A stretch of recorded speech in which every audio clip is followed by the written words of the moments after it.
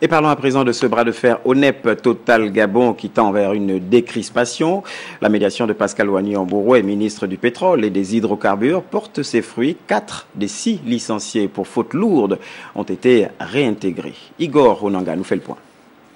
Après 4 mois de négociations entre l'Organisation nationale des employés du pétrole et l'entreprise Total Gabon sur le sort de 6 agents licenciés pour faute lourde au sortir de la récente grève illimitée au sein de la filiale gabonaise du pétrolier français et au fort d'une médiation du gouvernement gabonais sollicité par les partenaires sociaux, du refus catégorique de leur réintégration à l'agitation qui s'en est suivie.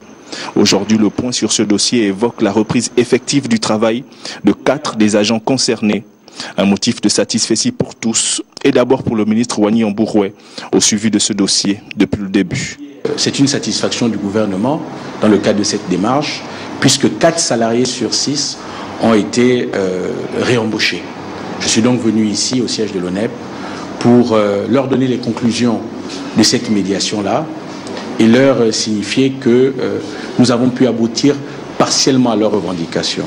Un aboutissement partiel qui marque néanmoins un grand pas de fait, quoique pour l'ONEP et les délégués du personnel de Total Gabon, satisfecit complet, il n'y en aura qu'à la réembauche de tous les 6 compatriotes au centre de ce conflit. Nous sollicitons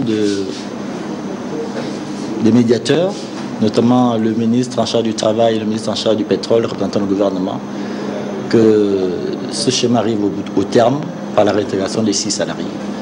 Nous appelons Total Gabon à comprendre l'enjeu de cette réintégration par rapport au climat social dans le secteur pétrolier. La promotion du bassin sédimentaire gabonais via un nouveau code des hydrocarbures, l'accompagnement et la confiance des partenaires sociaux dans la mise en place de cette nouvelle loi pétrolière étaient entre autres au centre des échanges du siège de l'ONEP.